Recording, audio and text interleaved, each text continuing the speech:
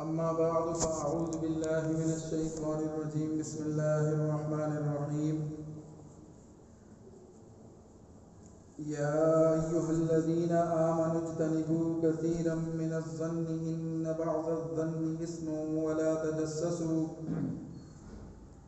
تجسسوا ولا يغتب بعضكم بعضا أيحب أحدكم أن يأكل لحم أخيه ميتا فكرهتموه واتقوا الله إن الله تواب رحيم. يا أيها الناس إنا خلقناكم من ذكر وأنثى وجعلناكم شعوبا وقبائل لتعارفوا إن أكرمكم عند الله أتقاكم إن الله عليم خبير. وعن أبي هريرة رضي الله تعالى عنه قال رسول الله صلى الله تعالى عليه وسلم: المسلم أخو المسلم لا يظلمه ولا يخذله ولا يحقره التقوى هاهنا، ويشير إلى صدره 3 مرار: بحسب امرئ من الشر أن يحقر أخاه المسلم، كل المسلم على المسلم حرام دمه وماله وعرضه، أو كما قال عليه الصلاة والسلام. صدق الله مولانا العظيم وصدق رسوله النبي الكريم، ونحن على ذلك لمن الشاهدين والشاكرين، والحمد لله رب العالمین. میرے انتہائی واجب الاحترام معزز سامعین کرام، اللہ رب العزت کا ارشاد ہے: یا ایھا الذین آمنوا اجتنبوا کثیرا من الظن، ایمان والو بدگمانی سے بچو، ولا تجسسوا، اور اے اہل ایمان لوگوں کی جاسوسی کرنا چھوڑ دو، تجسس کرنا چھوڑ دو. اور اس کے بعد قدر تفصیل کے ساتھ الفاظ لائے کہ ولا یغتب بعضکم بعضا، ایک دوسرے کی غیبت نہ کرو. ایحب احدکم ان یأکل لحم اخیہ میتا فکرہتموہ، تو یہ غیبت ایسا گناہ ہے کہ جس کی شناعت، جس کی سختی، جس کا برا ہونا اللہ رب العزت نے ذرا تفصیل سے بیان فرمایا. اور ان آیات میں بنیادی طور پر ان 6 اخلاقی بیماریوں کا اللہ رب العزت نے ذکر فرمایا، اور مختصراً ذکر فرمایا کہ جو معاشرے کے اندر جھگڑے اور نزاع اور فساد کا باعث بنتی ہیں، ان چیزوں سے اجتناب ضروری ہے. ان میں سے آخری چیز جو ارشاد فرمائی وہ غیبت ہے، اور غیبت کو قدر تفصیل سے بیان فرمایا تاکہ اس کی اہمیت اور اس کی جو شناعت ہے وہ ذرا واضح ہو جائے کہ یہ کتنا بڑا اور کتنا عظیم گناہ ہے. اللہ رب العزت ہمیں حق بات کہنے اور سننے کی توفیق عطا فرمائے، اور اللہ رب العزت ہمیں عمل کرنے کی، باتوں سے زیادہ عمل کرنے کی اللہ تعالی ہمیں توفیق عطا فرمائے. تو فرمایا وَلَا يَغْتَبْ بَعْضُكُمْ بَعْضًا، ایک دوسرے کی غیبت مت کرو. غیبت کیا ہے؟ حضور نے فرمایا کہ اپنے کسی مسلمان بھائی کی ایسی بات کہ جو اس کو ناگوار گزرے، اس کی غیر موجودگی میں ایسی بات کی جائے تو یہ غیبت کہلاتی ہے، اور اس سے سختی سے منع فرمایا گیا ہے. اس لیے کہ جب آپ کسی کی برائی بیان کرتے ہیں، ایسی بات اس کی پیٹھ کے پیچھے کہتے ہیں کہ جس کو وہ برا سمجھتا ہے، ناگوار محسوس کرتا ہے، تو گویا کہ آپ اس کی ہتک کر رہے ہیں، اس کی عزت اچھال رہے ہیں، اس کی آبرو ریزی کے گناہ سے خود کو اس گناہ میں شامل کر رہے ہیں. اور رسول اللہ صلی اللہ علیہ وسلم نے فرمایا مسلمان کا بھائی ہے، اس پر ظلم اور زیادتی نہیں کرتا، نہ ہونے دیتا ہے، اور اس کو بے یار و مددگار نہیں چھوڑتا. اور اسی طرح ولا یحقرہ، اس کی تحقیر نہیں کرتا، اس کو کم تر نہیں سمجھتا، اس کے ساتھ ہنسی مذاق نہیں کرتا. اس کو اپنے سے کم حیثیت کا درجہ نہیں دیتا۔ اور پھر فرمایا ہو سکتا ہے تم کسی کو برا سمجھتے ہو لیکن وہ اللہ کے ہاں متقی ہو، پرہیزگار ہو اور اللہ کے ہاں اس کا مقام ہو، اس لیے فرمایا التقوی ہا ہونا، اور 3 مرتبہ اپنے سینے کی مبارک کی طرف اشارہ کر کے فرمایا التقوی ہا ہونا۔ اور روایت میں آتا ہے وہ یشیر الی صدرہ 3 مرار، 3 مرتبہ اپنے سینے کی طرف اشارہ فرمایا اور فرمایا التقوی ہا ہونا۔ تقوی تو دل کے اندر ہوتا ہے، تقوی دل کی کیفیت کا نام ہے، دل سے اللہ کا خوف محسوس کرنے کو تقوی کہا جاتا ہے۔ اور ممکن ہے کہ جس کا تم مذاق اڑا رہے ہو، جس کی غیبت کر رہے ہو، جس کی تحقیر کر رہے ہو، وہ اللہ کے ہاں کتنا محبوب ہے اور کتنا متقی ہے۔ اس لیے کسی شخص کے برا ہونے کے لیے اتنا کافی ہے کہ وہ اپنے بھائی کی تحقیر کرے، اس کو برا بھلا کہے اور اس کو اپنے سے گھٹیا جانے۔ بحسب امرئ من الشر ان یحقر اخاہ المسلم، کسی شخص کے برا ہونے کے لیے اتنا کافی ہے کہ وہ اپنے مسلمان بھائی کو اس کو کم تر جانے اور اس کو حقیر جانے۔ اور اسی طرح ارشاد فرمایا، اسی روایت میں آگے چل کے فرمایا کہ مسلمان کا خیر خواہ ہے اور اس کے لیے حرام ہے کہ وہ مسلمان دوسرے مسلمان کی جان سے، مال سے اور عزت سے کھیلے۔ کل المسلم علی المسلم حرام دمہ ومالہ وعرضہ، مسلمان پر مسلمان کا مال حرام ہے، خون حرام ہے اور اسی طرح سے اس کی آبرو عزت بھی حرام ہے۔ یعنی مسلمان کی عزت و آبرو اور اس کی جان سب سے زیادہ قیمتی ہے۔ اور ایک روایت میں حضور صلی اللہ علیہ وسلم نے ارشاد فرمایا کہ مسلمان کی عزت و آبرو، مسلمان کا مقام کعبے سے بھی بڑھ کر ہے، کعبے کی بھی بڑی حرمت ہے، بڑا مقام ہے، بڑی فضیلت ہے، لیکن ایک چیز کعبے کی حرمت سے بھی بڑھ کر ہے اور وہ ہے مسلمان کی عزت، اس کی جان، اس کا مال اور اس کی آبرو۔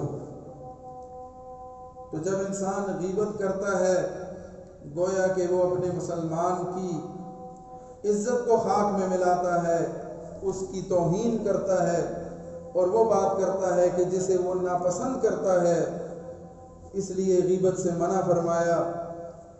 اور یہ روایت بھی آپ نے سنی ہوگی، کثرت سے سنی ہوگی۔ اللہ تعالی ہمیں اس کی حقیقت نصیب فرما دے۔ ہمیں معلومات بہت ہوتی ہیں لیکن عملی طور پر جب عمل کرنے کا وقت آتا ہے تو ہم کمزور پڑ جاتے ہیں۔ رسول اللہ صلی اللہ علیہ وسلم جب شب معراج پر تشریف لے کر گئے، حضرت انس بن مالک رضی اللہ تعالیٰ عنہ روایت کرتے ہیں کہ معراج کے سفر میں رسول اللہ صلی اللہ علیہ وسلم کا گزر ایک ایسی قوم پر ہوا کہ جن کے ناخن تانبے کے بنے ہوئے تھے اور وہ ان ناخنوں سے اپنے چہرے کو اور اپنے بدن کو نوچ رہے تھے، اپنے آپ کو زخمی کر رہے تھے، اپنے بدن کو نوچ رہے تھے۔ تو رسول اللہ صلی اللہ علیہ وسلم نے حضرت جبرائیل علیہ السلام سے پوچھا کہ جبرائیل یہ کون لوگ ہیں؟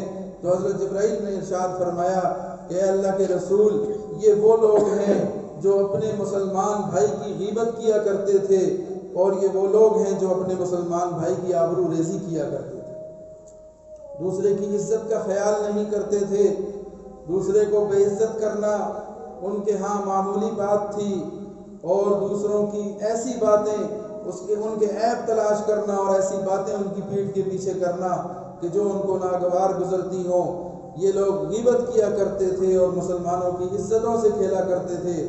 آج آخرت میں ان کا انجام یہ ہے کہ ان کے ناخن اللہ نے لوہے کے بنا دیے، تانبے کے بنا دیے، اور وہ انہی ناخنوں سے اپنے چہرے کو نوچتے ہیں اور اپنے جسم کو نوچ نوچ کے خراب کر رہے ہیں۔ یہ ان کے اوپر اللہ کا عذاب ہے جو انہی کے ہاتھوں سے ان پر مسلط کر دیا گیا۔ تو اللہ تعالی ہماری اصلاح فرما دے، اللہ تعالی ہمیں ان گناہوں سے بچنے کی توفیق عطا فرمائے کہ جو گناہ ہمارے لیے بربادی کا، ہلاکت کا باعث بن سکتے ہیں۔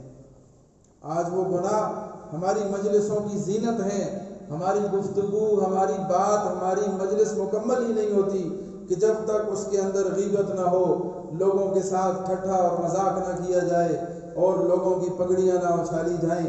لیکن انجام کے اعتبار سے یہ بہت خطرناک عادت ہے، یہ بہت خطرناک حرکتیں ہیں کہ جو اللہ معاف کرے ہم لوگوں نے اپنی روزمرہ کے معمولات میں ان کو شامل کر لیا ہے، اور ان کو اس باقاعدگی سے ان کے اوپر ہم اپنی مزاج کو اس کا عادی بنا لیا۔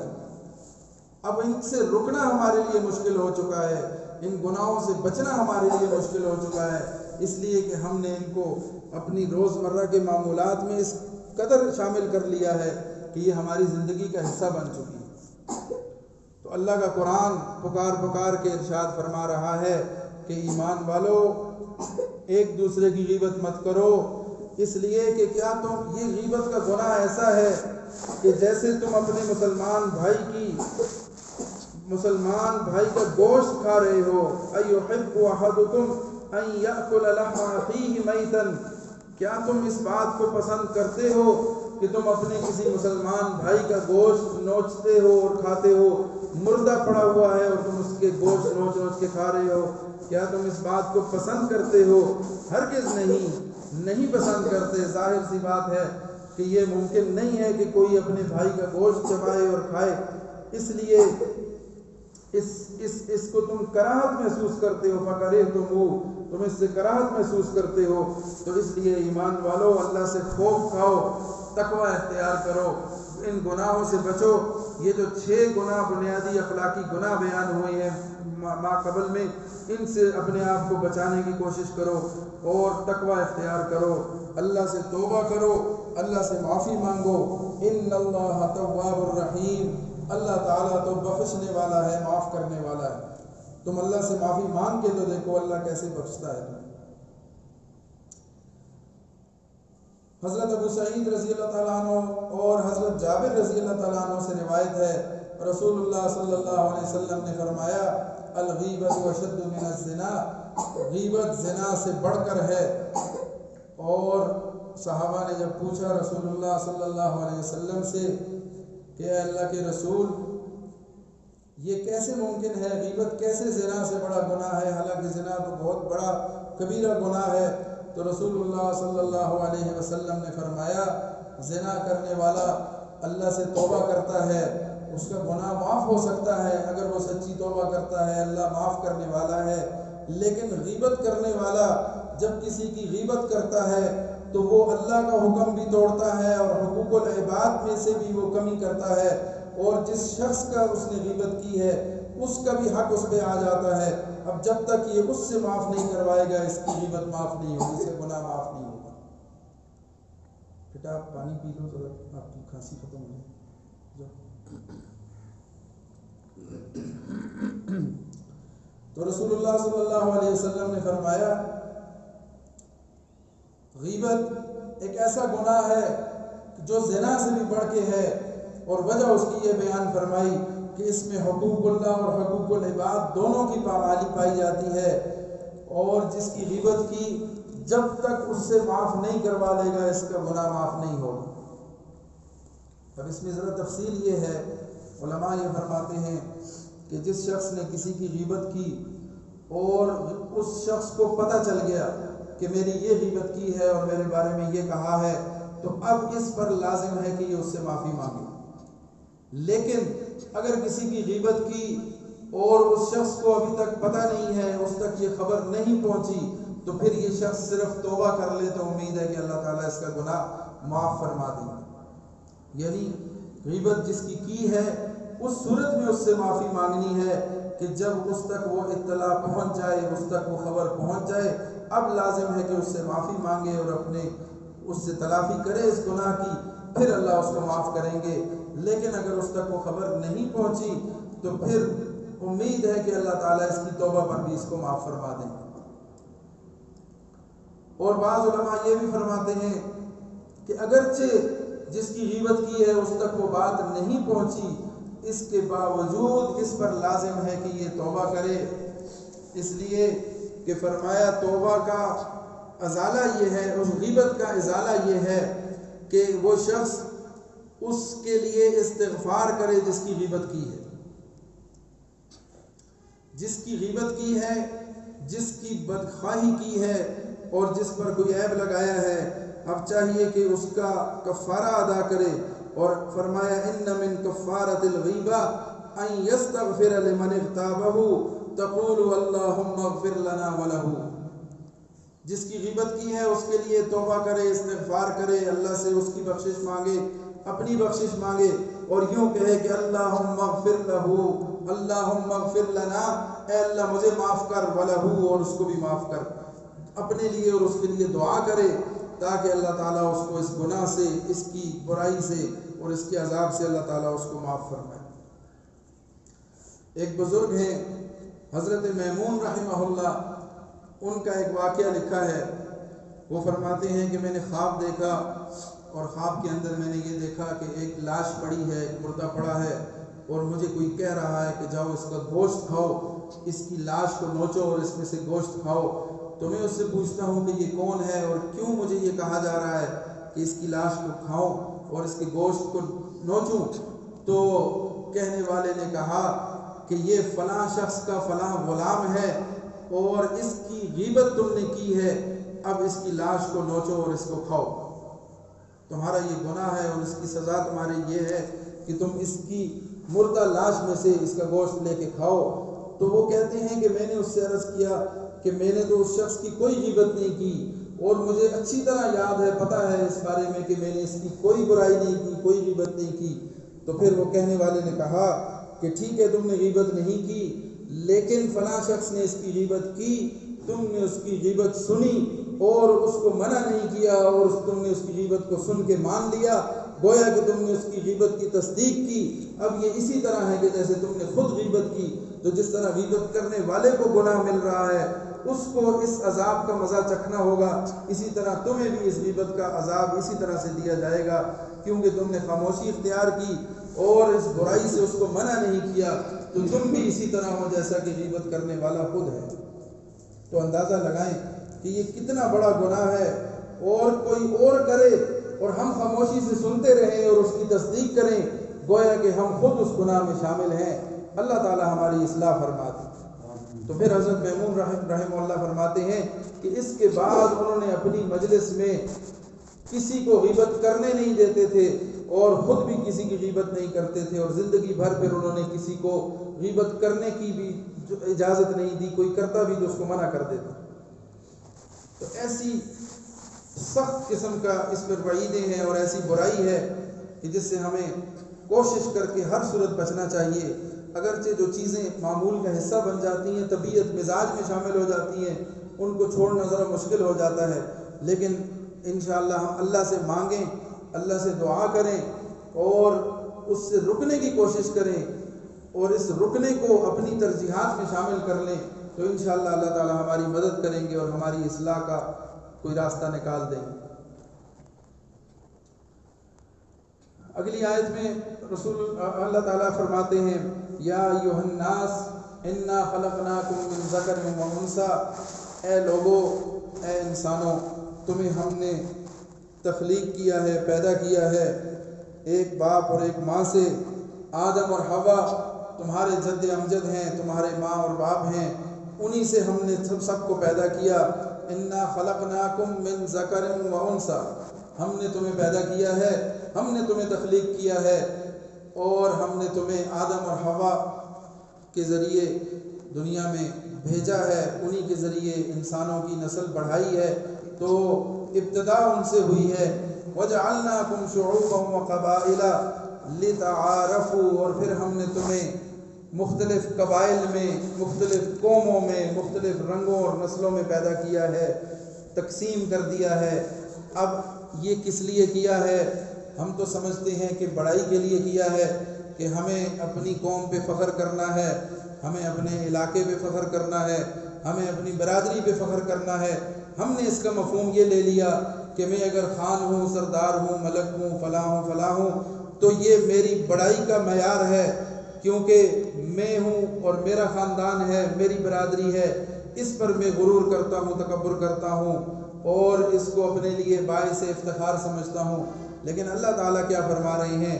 وَجَعَلْنَاكُمْ شُعُوبًا وَقَبَائِلَ، تمہیں قبائل میں اور قوموں میں تقسیم کیا، پیدا کیا، تقسیم کر دیا، تمہارے لیے قوم اور قبیلے بنائے، لِتَعَارَفُوا ایک لفظ کے اندر ساری بات کو سمیٹ دیا کہ میں نے تمہیں قوم اور قبیلے میں صرف اور صرف تعارف کے لیے پیدا کیا۔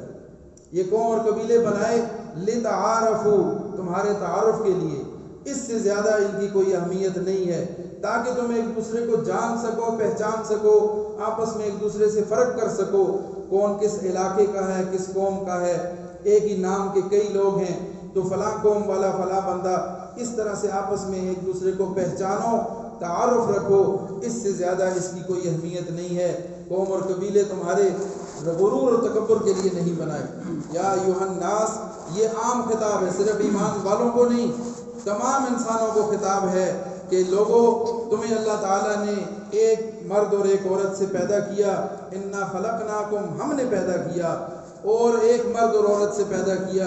جب پیدا ہم نے کیا اور جس چیز سے پیدا کیا وہ بھی تم جانتے ہو، پھر تم کس بات پہ غرور کرتے ہو، کس بات پہ اکڑتے ہو، کس بات پہ تکبر کرتے ہو۔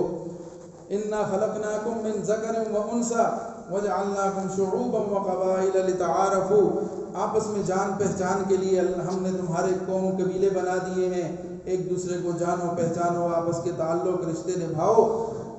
ان اکرمکم عند اللہ اتقاکم اللہ کے ہاں بزرگی والا کون ہے، تقوی والا ہے، جو اللہ سے ڈرنے والا ہے، جو اللہ کے حکموں کو پورا کرنے والا ہے، وہ اللہ کے ہاں معتبر ہے، اکرام والا ہے، وہ عزت والا ہے، وہ اللہ کے ہاں معتبر ہے۔ اللہ کے ہاں بڑائی کا معیار تقوی ہے، قوم قبیلہ نہیں ہے۔ یا ایھا الناس لوگو انا خلقناکم میں نے تمہیں پیدا کیا، وجعلناکم شعوبا وقبائل تمہیں قوموں اور قبیلوں میں پیدا کیا، لتعارفوا تاکہ تم ایک دوسرے کے ساتھ تعارف رکھ سکو، جان پہچان ہو جائے تمہاری۔ ان اکرمکم عند اللہ اتقاکم بڑائی کا معیار، اونچائی کا معیار، اعلیٰ اور ادنا ہونے کا معیار اللہ نے رکھ دیا تقوی کو، اور تقوی فرمایا کہ وہ ہے تقوی ہے اللہ سے ڈرنے کو کہتے ہیں، تقوی اللہ کے خوف کو کہتے ہیں۔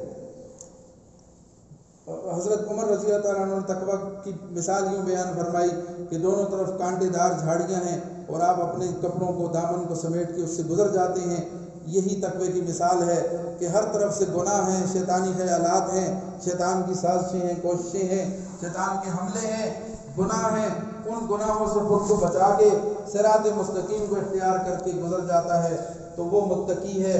تو تقوی کو معیار بنایا اور اسی کو بزرگی کا معیار رکھا۔ باقی قوم قبیلے اللہ کے ہاں کوئی حیثیت نہیں رکھتے۔ اللہ کے ہاں قومیں صرف دو ہیں، ایک مسلم ماننے والے، اطاعت کرنے والے، اللہ کے فرما بردار، اور دوسرے کافر، انکار کرنے والے، اللہ کی بغاوت کرنے والے۔ اللہ کے ہاں انسانوں میں صرف دو طبقے ہیں، اور انہی دو طبقوں کو اللہ تعالیٰ مخاطب ہیں اور انہی سے بیان کرتے ہیں کہ تم یا تو مسلمان ہو یا انکار کرنے والے ہو۔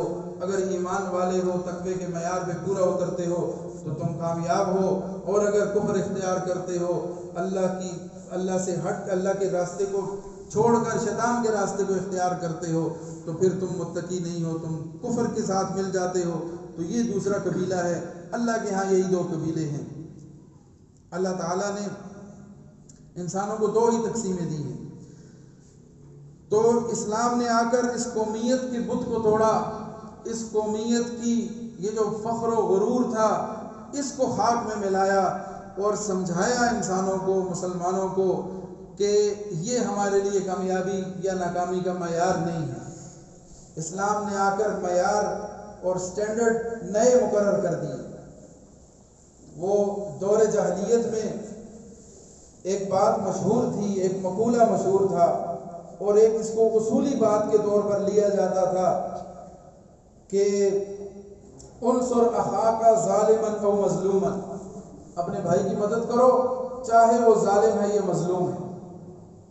یہ جملہ بولا جاتا تھا دور جاہلیت کے اندر، اور ایک مشہور مقولہ تھا، جملہ تھا، اور اس کو ایک معیار مقرر کیا ہوا تھا کہ اپنے بھائی کی مدد کرنی ہے، اپنی برادری کی، اپنے رشتہ دار کی، اپنے دوست کی، اپنے ساتھی کی مدد کرنی ہے، چاہے وہ ظالم ہے یا مظلوم ہے۔ یہ کس کا نعرہ تھا؟ یہ دور جاہلیت کا نعرہ تھا، انصر اخاک ظالما او مظلوما۔ تو رسول اللہ صلی اللہ علیہ وسلم نے فرمایا کہ میں اسی جملے کی تائید کرتا ہوں۔ کیا فرمایا؟ کہ میں اسی جملے کی تائید کرتا ہوں، انصر اخاک ظالما او مظلوما، اپنے بھائی کی مدد کرو چاہے ظالم ہے یا مظلوم ہے، لیکن اس کی تشریح میں جو بیان کروں گا وہ مانی جائے گی۔ اسی جملے کو قائم رکھا، فرمایا کہ یہی درست ہے، لیکن اس کی تشریح بدل دی، اور ارشاد فرمایا، صحابہ نے جب پوچھا کہ اللہ کے رسول مظلوم کی تو مدد سمجھ میں آتی ہے، ظالم کی مدد کیسے کریں گے؟ تو رسول اللہ صلی اللہ علیہ وسلم نے فرمایا، ظالم کو ظلم سے روک کر، اس کو بدماشی سے ظلم سے روک کر، اس کے ہاتھ کو روک کر، یہ ظالم کی مدد ہے۔ ظالم کا ظلم میں ساتھ دینا، اس کے ساتھ بیٹھ جانا، اس کے ساتھ جا کے خوشیاں منانا اور اس کے کام میں تعاون کرنا، یہ اسلام نہیں ہے، نہ ہی اس کی اسلام ترغیب دیتا ہے۔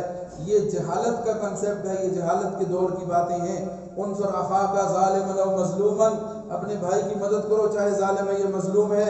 تو یہ وہ اس دور میں کہا کرتے تھے کہ ہمارے بھائی نے کر دیا، چاہے جو بھی زیادتی کر دی، چونکہ ہمارا بھائی ہے، ہماری برادری ہے، ہمارا خاندان ہے، لہٰذا ہم اسی کے ساتھ کھڑے ہوں گے۔ تو رسول اللہ نے فرمایا اس کی یہ مراد نہیں ہونی چاہیے، اس کی مراد صحیح لیں گے تو پھر یہ جملہ درست ہو جائے گا، انصر اخاک ظالما او مظلوما، اپنے بھائی کی مدد کرو چاہے ظالم ہے یا مظلوم ہے۔ مظلوم کی مدد اس کے ساتھ تعاون کرو، اور ظالم کی مدد یہ ہے کہ اس کو ظلم سے روکو۔ یہ مت کہو کہ تم نے درست کیا ہے، اس کو منع کرو، روکو، وہ ظلم سے رکے گا تو بہت سارے لوگوں کا بھلا ہو جائے گا، اور آپ کا اس کو ظلم سے روکنا، اس نیکی میں آپ کا بھی حصہ ہو جائے گا۔ تو اپنے بھائی کا ساتھ ضرور دو، لیکن اس کو ظلم سے روک کر اس کی آخرت کی فکر کرو، اپنی آخرت کی فکر کرو، اور اس ظالم کے ظلم سے، شر سے اوروں کو بچا کر باقی لوگوں کی بھی فکر کرو۔ یہ اسلام کی تعلیمات ہے۔ تو اسلام نے قومیت کو، اس بت کو توڑا، وہ بت کے جو عربوں کے اندر بڑا اس کا چرچا تھا، اور بڑا قوم اور قبیلے کو بڑی اہمیت دی جاتی تھی، رنگ نسل کا بڑا فرق کیا جاتا تھا، لیکن اسلام نے ابو جہل، ابو لہب، جو بڑے اپنے آپ کو جاؤ حشم والے تھے، عزت و وقار والا سمجھتے تھے اپنے آپ کو، ان کو جاہلوں کا باپ کہا۔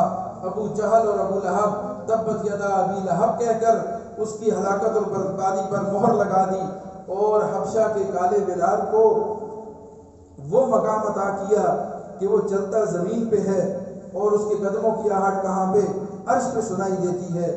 رسول اللہ صلی اللہ علیہ وسلم معراج سے واپس تشریف لائے، حضرت بلال سے پوچھا کہ بلال تم کون سا ایسا عمل کرتے ہو؟ میں معراج پہ گیا آسمانوں پر، مجھے وہاں تمہارے قدموں کے چلنے کی آواز سنائی دی، تو تم ایسا کون سا عمل کرتے ہو کہ اللہ نے تمہارے چلتے زمین پہ ہو، مدینہ کی گلیوں میں چلتے ہو، اور آواز وہاں عرش پہ سنائی دیتی ہے؟ یہ کون سا ایسا کام کرتے ہو؟ تو حضرت بلال نے فرمایا اللہ کے رسول میں تو کوئی خاص ایسا کام نہیں کرتا، البتہ جب بھی وضو نہیں ہوتا تو وضو کرتا ہوں اور 2 رکعت تحیۃ الوضو پڑھ لیتا ہوں، یہ میرا ایک معمول ہے، جو غالباً اسی کی وجہ سے اللہ نے مجھے یہ مقام عطا کر دیا۔ تو اللہ کے ہاں معیار کیا ہے؟ تقویٰ ہے۔ قوم، برادری، رنگ، نسل اور مال اور دولت یہ اللہ کے ہاں کوئی اہمیت کی چیزیں نہیں ہیں۔ اور یہی حضرت بلال رضی اللہ تعالیٰ عنہ ہیں کہ جن کو فتح مکہ کے موقع پر رسول اللہ صلی اللہ علیہ وسلم نے بلایا، بڑے بڑے سردار موجود ہیں، بڑے بڑے عزت دار لوگ موجود ہیں، مالدار لوگ موجود ہیں، مسلمانوں میں بھی ہیں، اہل مشرکین میں سے بھی ہیں، وہاں وہ لوگ بھی ہیں جو کعبے کے عرصہ دراز سے متولی تھے، کعبے کی چابیاں جن کے پاس تھیں، وہ وہاں کا دیکھ بھال کیا کرتے تھے، اور اپنے غرور میں مست تھے، مگن تھے، اور اپنے آپ کو اپنی برابری کا کسی کو سمجھتے ہی نہیں تھے۔ لیکن فتح مکہ کے موقع پر رسول اللہ صلی اللہ علیہ وسلم نے حضرت بلال رضی اللہ تعالیٰ عنہ کو حکم دیا کہ آئیں اور اذان دیں، اور حضرت بلال رضی اللہ تعالیٰ عنہ نے اذان دی، اور یہ ثابت کیا، یہ دکھا دیا دنیا کو کہ تقوی کا معیار اللہ کے ہاں، بڑائی کا معیار کیا ہے؟ وہ تقویٰ ہے، وہ اللہ کا خوف ہے۔ جو جتنا متقی ہوگا، جتنا اللہ سے ڈرنے والا ہوگا، اللہ کے جتنا قریب ہوگا، وہ اتنا ہی معتبر ہوگا، اور جو اللہ سے دور ہوگا وہ چاہے دنیا کے اعتبار سے جتنا بھی بڑا ہو، اس کی اللہ کی نظروں میں کوئی اہمیت نہیں ہے۔ تو فتح مکہ کے موقع پر جب انہوں نے دیکھا مشرکین نے کہ اللہ تعالیٰ اللہ کے رسول صلی اللہ علیہ وسلم نے حضرت بلال کو اذان کا حکم فرما دیا تو بڑی تکلیف ہوئی ان کو. ان میں سے سب ابھی تک مسلمان بھی نہیں ہوئے تھے اور رسول اللہ صلی اللہ علیہ وسلم داخل ہوئے مکہ میں فاتح بن کر. تو مختصراً عرض کرتا ہوں، وقت نہیں ہے. حضرت بلال نے جب اذان دی تو ایک شخص نے کہا ان مشرکین میں سے، اپنی مجلس میں کہنے لگا کہ اچھا ہوا میرا والد مر گیا، اگر وہ ابھی زندہ ہوتا اور دیکھتا کہ یہ حبشے کا کالا غلام اس نے آ کے مکہ میں اس نے خانہ کعبہ میں اذان دی اور ہم سب کو اگنور کر دیا گیا، ہم سے پوچھا بھی نہیں گیا، اس کو آگے کر دیا اور اس سے اذان دلوائی. یہ منظر دیکھنے سے پہلے اچھا ہوا میرا باپ مر گیا، ورنہ وہ یہ منظر دیکھتا تو اب مر جاتا. یعنی اس نے شکر ادا کیا اس بات پر کہ میرا باپ نہیں ہے، اچھا ہوا نہیں ہے. آج یہ منظر دیکھتا تو اس کے دل پر کیا گزرتی. یعنی ان کے دلوں میں کس قسم کا خناس چھایا ہوا تھا، سمایا ہوا تھا. وہ اس کو نکالا اس نے اپنی زبان سے اور کہا کہ آج اگر میرا باپ ہوتا تو اچھا ہے، نہیں ہے ہوتا تو وہ اس دکھ سے مر جاتا کہ بلال جیسا کالا غلام آ کے یہ اذان دے رہا ہے اور اس کو اتنا پروٹوکول مل رہا ہے. اچھا ہوا وہ نہیں تھا. حارث بن ہشام اس نے دیکھا تو اس نے کہا کہ معاذ اللہ، نعوذ باللہ. اس نے کہا رسول اللہ کو اس کالے کوے کے بغیر کوئی نہیں ملا تھا اذان دینے کے لیے، نعوذ باللہ. اس قدر اس نے توہین آمیز لہجہ استعمال کیا اور کہا کہ یہ کالے رنگ کا حبشی غلام ملا تھا اذان دینے کے لیے. اس اتنے بڑے موقع پر آج یہ اسی کو بھیج رہے تھے. اور ساتھ ہی حضرت ابو سفیان رضی اللہ تعالیٰ عنہ جو اس وقت تک کلمہ نہیں پڑھا تھا انہوں نے، وہ بھی موجود تھے. تو انہوں نے کہا کہ میں اس بارے میں کچھ نہیں کہتا، اس لیے کہ محمد کا رب ان کو خبر دے دے گا، جو بھی ہم کہیں گے ان کو ویسے پتہ چل جائے گا، پھر بعد میں ہمیں ان کے سامنے شرمندگی ہوگی، اس لیے میں کچھ نہیں کہتا. تو فوراً حضرت جبرائیل امین وحی لے کر رسول اللہ صلی اللہ علیہ وسلم کی خدمت میں حاضر ہوئے اور یہ ساری بات عرض کی کہ یہ لوگ اس طرح سے کہتے ہیں. تو پھر رسول اللہ صلی اللہ علیہ وسلم نے ان تینوں کو بلایا اور پوچھا کہ کیا تم نے یہ بات کی؟ تو انہوں نے پھر اقرار ان کو کرنا پڑا کہ ہاں ہم نے کی. تو رسول اللہ صلی اللہ علیہ وسلم نے پھر ان کو تنبیہ کی اور فرمایا کہ اللہ کے ہاں یہ قوم قبیلہ کچھ نہیں ہوتا، اللہ کے ہاں تقوی اصل معیار ہے. اور یہ جس نے اذان دی ہے یہ وہ بلال ہے جس نے دین کے لیے سختیاں برداشت کی ہیں، جس نے اللہ کے لیے اپنا سب کچھ لٹایا ہے.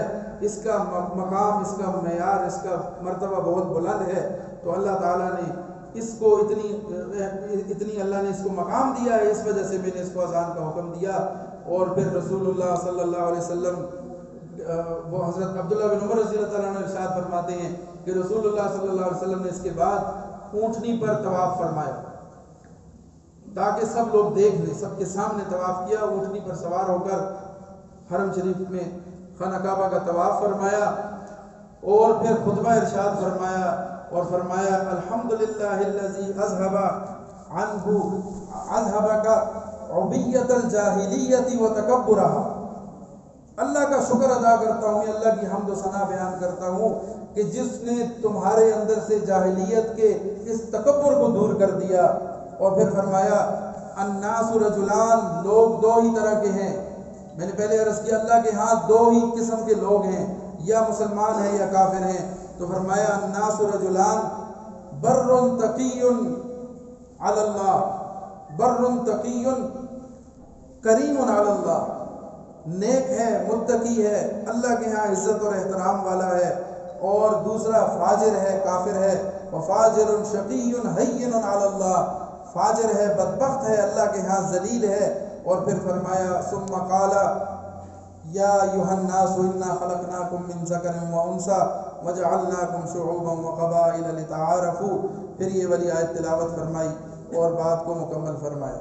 تو آج ہم نے اپنے اندر اس چیز کو شامل کر لیا اپنی مزاج میں، اپنی طبیعت میں، کہ ہم نے قومیت کو، اپنے رشتہ داریوں کو اور اپنے علاقے کو، اپنی نسبتوں کو ہم نے بہت اہم سمجھ لیا ہے.